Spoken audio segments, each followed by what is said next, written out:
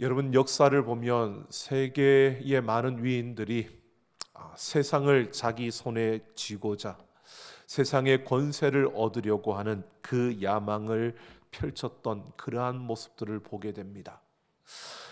그 중에 하나가 줄리어스 시저였고요. 그는 그 야망을 품으려고 했지만 그의 부하 브루터스의 단검에 그 야망은 꺾이고 말았습니다. 뿐만 아니라 알렉산더 대왕은 32살의 나이에 자신은 모든 세상을 정복했다고 생각했습니다. 하지만 그가 보지 못했던, 그가 꿈에도 생각지 못했던 나라들과 대륙들이 있었습니다. 그는 다 정복했다고 생각했지만 그는 일부를 정복하고도 모두를 정복했다고 착각하고 있었습니다. 한때 나폴레옹은 전 유럽을 그의 수중에 장악할 뻔했습니다. 그러나 워털루의 전쟁에서 그는 패배하고 유배를 당해 참혹한 죽음을 당했습니다. 이러한 이야기들은 우리에게 이런 사실을 말해줍니다. 어떤 사람도 세상을 다 얻을 수 없고 어떤 사람도 세상의 권세를 다 가질 수 없다는 것입니다. 여러분, 이것은 우리가 세상의 것을 자랑하지만 세상 것에 대한 그 자랑은 한계가 있다는 겁니다. 누구나 다 가질 수 없다는 것은요, 나보다 더 가진 자가 어디에나 있다는 것입니다. 누구나 자랑하지만 그 자랑보다 더 큰 자랑을 하는 이들이 어디에나 있다는 겁니다. 내가 최고라고 말하지만 정말 최고가 아닌 것입니다. 또 최고는 또 있습니다. 나보다 더한 이들이 분명히 있다는 것입니다. 바울은 이러한 사실을 깨달았습니다. 우리가 최고라고 자랑을 하지만 그러나 결국 그보다 더한 것이 있는데 우리가 그것이 최고라고 믿는 것이 우리의 착각일 뿐이라는 것을 그는 분명히 알았습니다. 자신은 베냐민 지파라고 하는 혈통적인 그러한 우월성을 가지고 있었고요. 그는 가말리엘 문화에서 수학을 한 학문적으로도 그만큼 뛰어난 위치에 있었고요. 로마 시민이라는 시민권을 가진 자였습니다. 자신의 신분적으로도 그만큼 뛰어난 자였고 그 당시 그 시대에 정말 최고의 자랑거리라고 여길 만한 것들을 다 소유하고 있었던 자가 바울이었습니다. 그런데 예수님을 만난 이후로 그는 다른 사람들이 다 부러워할 만한 그 자랑거리들을 내려놓고요, 복음을 쫓았고 복음을 위해서 살았던 것입니다. 오늘 바울이 이렇게 복음을 위해 살았는데 그럼에도 거짓 선생들의 비난과 그 선동으로 고린도 교회 교인들이 바울에 대해서 오해를 하고 바울이 전한 복음마저도 그들은 거부하는 이러한 이들이 생겨났던 것입니다. 그래서 바울은 그들에게 그 잘못된 비난에 대한 그 변호를 하기 시작했는데요, 오늘 그 변호 가운데서 특별히 바울은 무엇보다도 자신이 복음을 위해서 달려왔고 복음을 위해서 살았다라고 하는 것을 강조하며 그들에게 말하고 있습니다. 이러한 변호는 결국 자신이 그 비난의 대상이 아니다라고 하는 것을 나타내려고 하는 것이 아니라 복음을 위한 삶이 무엇인가를 바울은 그들에게 말해주고 있는 것입니다. 오늘 이 말씀을 통해서 복음을 무엇보다 우선순위에 두고 달려왔던 바울의 그 복음을 위한 삶이 어떤 삶이었는지, 또 그 삶을 우리가 살펴보면서 우리는 이 시대 속에서 복음을 위한 삶을 살려면 어떻게 해야 되는지 오늘 이 말씀을 통해서 함께 생각해 보려고 합니다. 오늘 16절 말씀을 보면 바울은 자신이 스스로 자기 자랑을 하는 어리석은 자가 아니므로 나를 어리석은 자로 여기지 말라라고 이렇게 말합니다.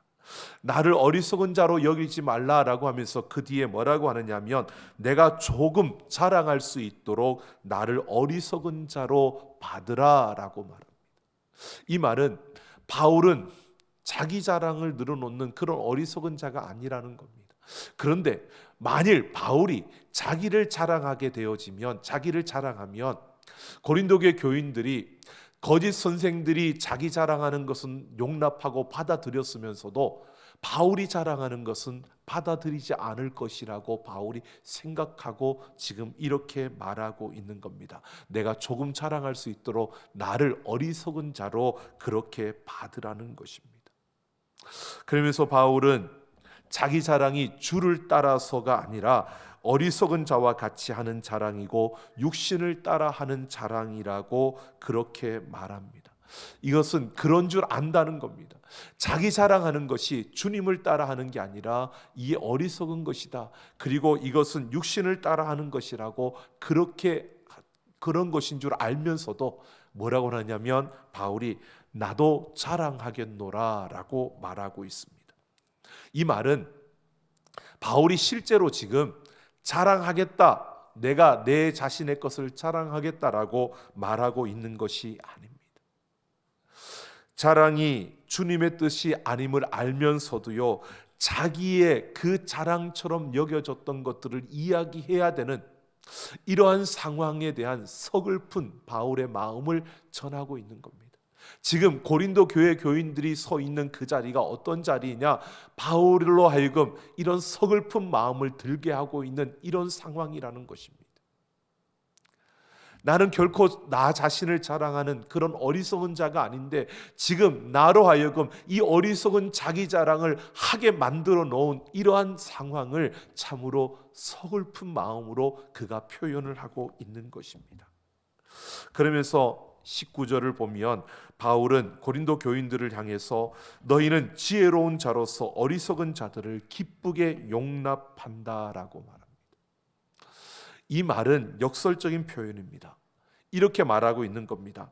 어리석은 자들을, 거짓 선생들의 자기 자랑하는 그 어리석은 자들을 기쁘게 받아들인다면 너희는 과연 지혜로운 자들이냐라고 말하는 겁니다.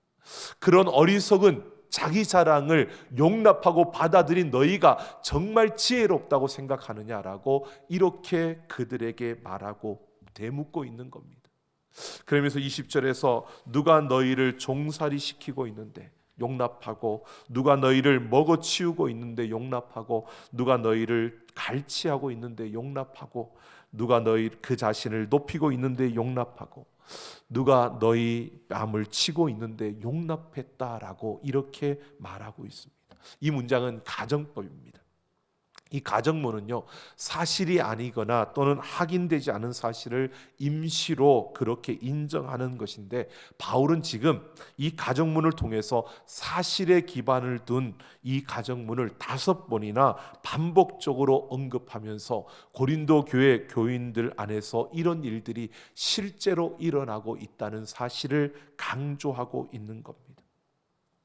그러니까 거짓 선생들은 어리석게도 자신을 그리스도의 사도라고 내세우며 자랑하면서 고린도 교회 교인들로부터 물질적으로, 정신적으로 그 이익을 챙기고 있는, 그들로부터 그러한 것들을 갈취하는 것에 급급해 있다는 것을 말하고 있는 겁니다.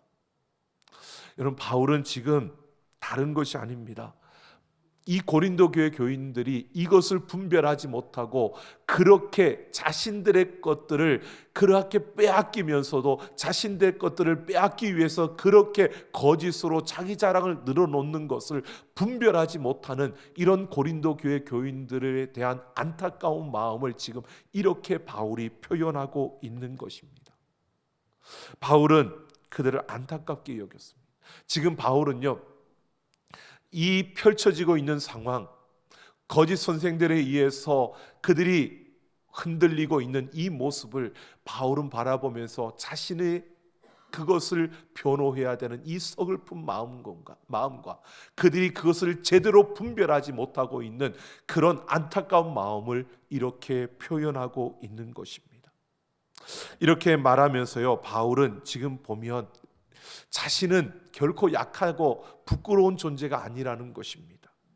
바울은 대적자들이 말하는 것처럼 그런 약한 존재가 아니라는 것을 그가 본격적으로 말하면서요, 나는 약하지도 않고 부끄러울 것이 아무것도 없다는 것을 말합니다.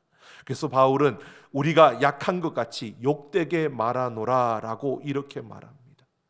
이것은 자신들이 당하고 있는 일이 무엇인지를 분별하지 못하는 이 고린도 교인들을 향해서 이렇게 말하고 있는 겁니다. 나는 약한 자가 아닌데 약한 것 같이 욕되게 그렇게 말한다. 내가 그렇게 약한 것처럼 그렇게 너희들이 나를 그렇게 판단하고 있다는 것입니다. 이제 그러면서 22절에서 본격적으로 바울은 자기가 이 거짓 선생들과 자신의 모습을 비교하며 이야기합니다. 정통 유대인이라고 자신들을 자랑하는 거짓 선생들에 비해서 나는 조금도 뒤지지 않는다는 것입니다. 유대적인 배경에 있어서 조금도 뒤지지 않는다는 것입니다. 그래서 히브리인이냐 이스라엘인이냐 아브라함의 후손이냐라고 하는 이것은요, 바로 혈통적인 차원에서 나도 베냐민 지파라는 것입니다. 또한 그 언약적인 그 정체성의 그 차원에서도 나는 그들에게 뒤지지 않는 그런 하나님으로부터 택함 받은 그러한 자신임을 그가 내세우고 있는 겁니다. 거짓 선생들보다 나는 뒤지지 않는, 뒤처지지 않는 이런 유대적인 배경, 그러한 그들이 바라고 있는, 그들이 자랑하고 있는 것보다 더 확실한 이런 배경을 가지고 있다는 겁니다. 그러면서 23절부터는 바울이 이렇게 말합니다. 그들이 그리스도의 일꾼이냐 라고 말하면서요, 그들과 달리 자신은 그리스도의 일꾼으로서 복음을 위해서 달려왔던 자신의 사역을 말합니다. 그러니까 사역적인 측면에 있어서도 바울은 그들에게 뒤지지 않는다는 겁니다. 이 복음을 위해서 달려가는 그 사역에 있어서도 뒤지지 않는다는 것을 그는 이렇게 말합니다. 그 사역을 감당하면서 당했던 고난 4가지를 말합니다. 수고와 옥에 갇힘과 그 매맞음과 죽을 뻔했던 그 일들을 그가 열거하고 있는 겁니다. 그래서 24절 25절을 보면 40에 하나 감한 매를 때리는 유대식의 그 매를 5번이나 맞았고 3번의 로마식 태장을 맞았고 1번의 돌로 맞았고 3번의 파성과 1번의 표류 경험을 밝히고 있습니다. 그가 복음의 사역을 위해서 죽을 뻔했다는 것입니다. 그러면서 26절을 보면 선교 여행 중에 이 복음을 전하기 위해서 여러 지역으로 다녔던 그 여행 중에서 그가 경험했던 일들을 말하고 있습니다. 자연이나 환경으로부터 말미암은 그 위험 속에 있었고, 뿐만 아니라 사람으로부터 말미암아 주어지는 그러한 위험도 당했다는 것입니다. 뿐만 아니라 27절에서 그는 수고하고 애쓰고 자지 못하고 줄이고 목마르고 굶고 춥고 헐벗음을 언급하고 있습니다. 그가 복음을 위해서 이렇게 외적인 많은 고난과 고통과 위험과 위기를 겪었다는 것입니다. 그들에게 있어서 사역적인 측면에 있어서 나는 조금도 뒤처지지 않는다는 겁니다. 그러면서요, 이 외적인 고난뿐만 아니라 28절을 보면 바울은 내적인 그러한 고난도, 교회에서 내적인 그러한 수고에 대해서도 자신이 언급을 하고 있습니다. 모든 교회를 생각할 때마다 느끼는 압박감과 그 염려가 그에게 있었다는 것입니다. 그래서 29절을 보면 누가 약하면 내가 약하지 아니하더냐, 누가 실족하게 되면 내가 애타지 아니하더냐라고 합니다. 여기서 애타다라고 하는 것은 내가 수동형으로 내 안에서 불이 타올랐다는 것을 말하고 있습니다. 누가 약하다는 소리를 들으면 내가 약하여지고, 누가 힘들다 어렵다는 이야기를 들어주면 내가 마음에 정말 그 애타는 마음이 내 마음에 불 끌었다는 것입니다. 고린도 교회에 실족하는 자들이 생겨날 때마다 바울의 마음은 더 큰 고통이었고 그만큼 더 아픔이었고 간절함으로 그 마음에 불이 타올랐다는 것입니다. 그러니까 그들에게 주어지는 아픔보다 바울을 더 아픈 마음을 가지고 그들을 보았다는 겁니다. 이게 복음을 위해서 내가 살아가는 삶 속에서 나는 이런 내적인 외적인 그 고통과 아픔들을 감내하며 나는 이 삶을, 이 사역을 이루어 왔다고 그가 말하고 있는 것입니다. 그래서 이렇게 이런 사역을 이루고 오면서요, 바울이 깨달은 것은 다른 것이 아닙니다. 이 사역을 감당하면서 모든 주어지는 고난과 아픔들, 이것은 자신이 연약한 존재임을 깨닫게 한 것입니다.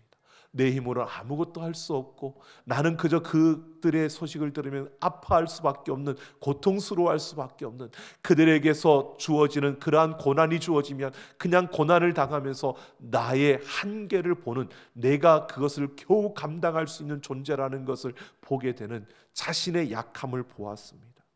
그러는 가운데서 그는 하나님의 능력을 경험했던 것입니다. 나는 약한데, 나는 아무것도 할 수 없었는데 그 가운데 이루어지는 하나님의 역사를 그는 경험했던 겁니다. 그래서 30절에서 그는 이렇게 말하는 것입니다. 내가 부득불 자랑할진대 내가 약한 것을 자랑하리라. 나는 그 고난을 통해서 내가 힘없는 존재라는 것을 깨달았는데 그 순간에 하나님의 능력을 경험했고 하나님의 역사를 경험했고 하나님의 일하심을 경험했다는 것입니다. 여러분, 이것이 바로 복음을 위한 삶의 모습입니다. 복음을 위한 삶은요, 다른 것이 아닙니다. 바로 하나님께서 허락하신 그 길에서 주어지는 고난과 그 삶의 모든 일들 속에서요, 나는 한없이 은혜 아니면 살 수 없는 연약한 존재, 내가 무언가를 하려고 하지만 내 힘으로는 아무것도 할 수 없는 그러한 존재임을 깨닫게 되고, 내가 그렇게 연약함을, 나는 그런 존재임을 깨달을 때 그 가운데 역사하시는 하나님의 능력을 보는 것입니다. 하나님의 그 역사를 이루는 것입니다. 이것이 바로 복음을 위한 삶이라는 것입니다. 여러분, 우리는 약할 때 강하게 되는 줄로 믿습니다. 나는 아무것도 할 수 없는 것 같은 그 상황 속에서 하나님의 능력이 나타나고 그 능력을 경험하는, 이것이 바로 복음을 위한 삶이라는 것을 바울이 말해주고 있는 겁니다. 약할 그때가 바로 그리스도의 능력이 전부가 되어지는 것을 바로 바울은 이 복음을 위한 걸음을 통해서 경험했고, 복음을 위한 삶은 바로 이런 삶임을 말해주고 있습니다.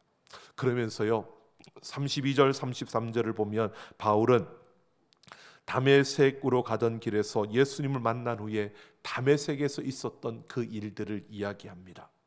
아나니아에 의해서 다메섹에서 눈을 뜨게 되었습니다. 그런 바울이 그곳에서 예수님을 증언했습니다. 그러자 이 다메섹에 살고 있던 유대인들이 이 바울이 전하는 그 메시지를 듣고 당혹할 수밖에 없었습니다. 그래서 그때 그들이 다메섹을 통치하고 있던 아레다 왕의 방백에게 바울이 위험한 인물이라고 그를 처리해달라고 요청한 것입니다. 그래서 바울을 잡으려고 하는데 바울이 성문에서 그를 잡으려고 할 때 피해서 광주리를 타고 이 다메섹 성벽을 내려가서 그 위기에서 벗어날 수 있었다는 이야기를 언급하고 있습니다. 여러분, 바울이 왜 이 사실을 언급할까요? 바울은 이런 것을 말하고 있습니다. 내가 예수님을 만나고 그 복음을 위해서 걸어 출발하는 그 시점부터 나에게는 고난이 있었고 이 생명을 위협하는 위기가 그때부터 있었다는 것입니다. 복음을 위한 그 삶에 바로 이 고통과 고난과 위기는 항상 따라다녔다는 것을 말하고 있습니다. 그냥 지금 내가 사도가 되었기 때문에 이때 이런 어려움이 찾아왔어가 아니라 얘가 예수님을 만나고 그 복음을 위해 살기로 작정한 그날부터 나에게 고난은 시작되었다는 겁니다. 바울이 왜 이 사실을 말할까요? 그런데 그는 그 고난 속에서 포기하지 않고 그것을 내려놓지 않고요, 이 복음을 위해서 이 억울함도 부당함도 이 고통도 아픔도 견디며 지금 달려왔습니다. 왜 그랬을까요? 복음을 위한 삶에는 고난과 위기와 위험과 부당함이 있지만, 그러나 바울은요, 이 복음이 그 어떤 것보다도 가치가 있다는 것을 알았던 것입니다. 예수 그리스도를 만나는 그 순간에 이 복음의 가치를 알 수 있었고 이 복음을 그 어떤 것보다도 바울은 사랑했던 것입니다. 이 가치를 알고 복음을 사랑했기 때문에 바울은 이 복음을 위한 삶을 살아낼 수 있었던 것입니다. 오늘 우리에게 이런 사실을 말해줍니다. 여러분, 복음을 위해서 우리가 나아갈 때 여러분, 그 길에는 어려움이 따라올 수밖에 없습니다. 힘든 일이 주어질 수밖에 없습니다. 때로는 부당한 그러한 일들이 일어납니다. 그러나 중요한 것은요, 이 복음과 바꿀 수 있는 것은 세상에 아무것도 없다는 것입니다. 이 복음보다 더 귀한 것은 없다는 것을 우리가 알고, 이 복음을 가치를 우리가 인정하고 이 복음을 사랑할 때 우리는 그 어떤 고난도 이겨내며 그 힘들고 어려운 삶 속에서 복음을 위한 삶을 살 수 있고, 그런 삶을 살 때 우리에게 하나님의 능력이 이루어지고 하나님의 역사가 나타나게 된다는 것입니다. 여러분, 우리가 예수 그리스도를 믿음으로 하나님의 자녀가 되었습니다. 복음을 다 알고 있습니다. 근데 이 복음의 가치를 깨닫고 인정하고 이 복음을 그 무엇보다 우선순위에 두어야만 우리는 하나님의 능력을 경험할 수 있고 하나님의 역사를 경험할 수 있고 하나님이 인도하시는 그 아름다운 열매를 누릴 수 있게 되는 것입니다. 그런데 예수를 믿지만, 내가 신앙생활을 하지만 우리가 이 복음을 가치를 인정하지 못하고 이 복음을 그 어떤 것보다도 우선순위에 두고 사랑하며 그렇게 달려가지 못한다면 우리는 하나님의 능력을 경험할 수 없고요, 하나님의 그 역사를 경험할 수 없고요, 하나님의 그 아름다움을 우리는 누릴 수 없는 겁니다. 우리는 구원은 받았습니다. 하지만 이 세상에서 하나님의 그 능력과 그 역사를 우리는 빼앗기며 살아가게 된다는 것입니다. 여러분, 바울은 그 어떤 것에도 뒤처지지 않는 삶이었습니다. 그럼에도 그가 이 복음을 위해서 그렇게 살아갈 수 있었던 것, 그 어떤 것보다 복음을 위한 그 삶을 살 수 있었던 것은요, 그는 복음을 사랑했기 때문이고요, 복음의 가치를 아는 자였기 때문입니다. 여러분, 우리 모두가 복음의 가치를 인정하고 복음을 그 무엇보다 사랑하며, 여러분, 우리의 삶 속에서 우리가 얻는 그 걸음 속에서 이 복음을 위해 살아내는 우리 모두가 되기를 예수님의 이름으로 축원합니다. 사도행전 14장에 보면 바울이 1차 선교여행 중에 바나바와 함께 루스드라에 가서 복음을 전하다가 바나바는 돌에 맞지 않았는데 바울만 돌에 맞아 죽게 되었습니다. 사람들이 바울이 죽은 줄 알고요, 마을 밖으로 내팽개치고 거기다 돌무더기로 쌓아버렸습니다. 그 자리 옆에 바나바도 있었고 또 그들이 전하는 복음을 듣고 예수를 믿게 된 제자들도 있었습니다. 근데 아무도 그거에 대해서 항거하지 않고 침묵하고 그냥 조용히 피했습니다. 그런데 바울이요, 죽은 줄 알았는데 살아났습니다. 그리고 돌무더기를 헤치고 나와서 다시 성 안으로 들어갑니다. 그리고 바나바와 제자들이 있는 그곳에 갔습니다. 바울은 그들에게 너희들이 왜 그냥 보고 있었느냐고 원망도 하지 않고 책망도 하지 않았습니다. 그냥 그 밤을 지내고 그 다음 날 바나바와 함께 더베로 떠나갑니다. 여러분, 어떻게 그럴 수 있었을까요? 거의 죽다가 살아났는데 그 다음 날 그 불편한 몸을 이끌고 그 길을 떠나갑니다. 바나바에게 너 왜 그랬느냐고 원망도 안 했습니다. 여러분, 복음을 위한 삶을 살았기 때문이에요. 그 복음이 그 무엇보다 그에게 중요했기 때문에, 그 복음을 더욱더 가장 사랑했기 때문에 하나님의 뜻에 따라 이 복음을 전하기 위해서 걸어가는 그 걸음만이 바울의 삶의 전부였던 것입니다. 복음의 가치를 알았기 때문입니다.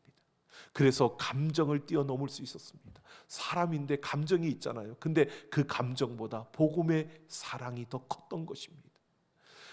여러분, 그가 사람인데 하루 더 쉬었다 가자 할 수도 있는데, 그렇다고 해서 누가 바울에게 돌을 던질 사람 없습니다. 그런데 바울은요, 복음을 위해서, 이 복음을 전하고 싶은 그 간절함, 그 사랑 때문에 그 길을 떠났던 것입니다.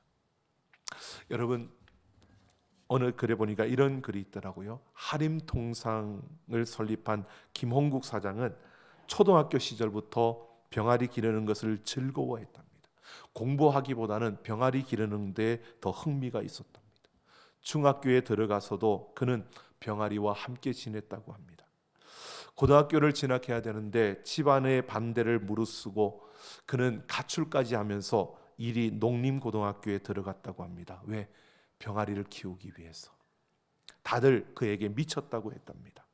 고등학교를 졸업할 때 그는 이미 7,500만 원의 병아리를 길러서 모은 재산이 7,500만 원을 마련할 수 있었고, 그는 이 병아리를 기르는 그 일에 그는 보람을 느꼈고 거기에서 행복을 느꼈다고 합니다. 그 열매가 하림 동상이라고 합니다. 여러분 어떻습니까? 저는 이 이야기를 보면서 이런 생각이 들었습니다. 어떤 일을 사랑하면 그 일로 인하여서 주어지는 스트레스 때문에 지치고 또는 일에 중독이 되어 버릴 텐데요, 사랑이 동기가 되어서 일을 하면 여러분 그 열매는 사랑으로 맺어지는 겁니다. 우리가 잘 구분하셔야 됩니다.